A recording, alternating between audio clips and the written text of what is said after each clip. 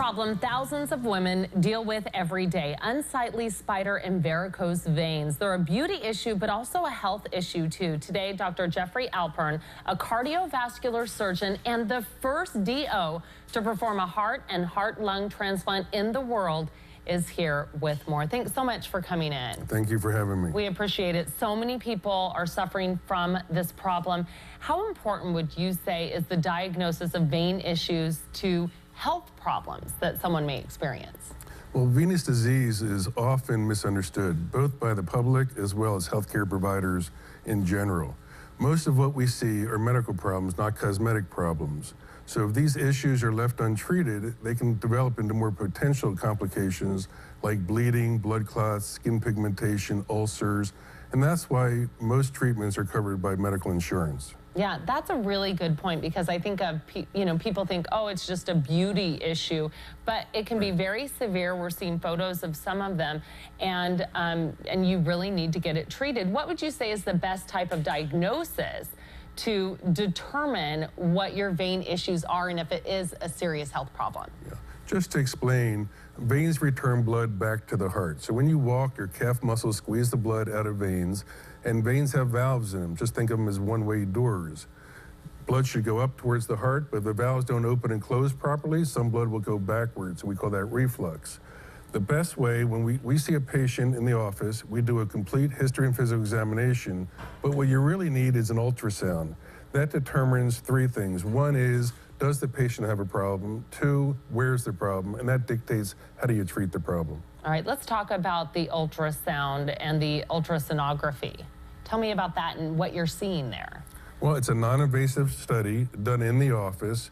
We do it standing up with a specialist. There we can see Amber, one of our ultrasonographers, doing it, and it gives a tremendous amount of information.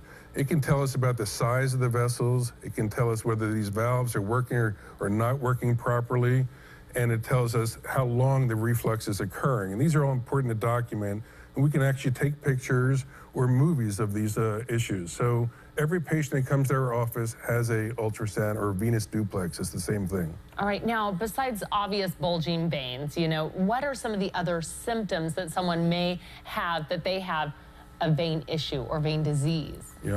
Obviously, if you have bulging veins, you don't need me to tell you have a vein problem. It's there.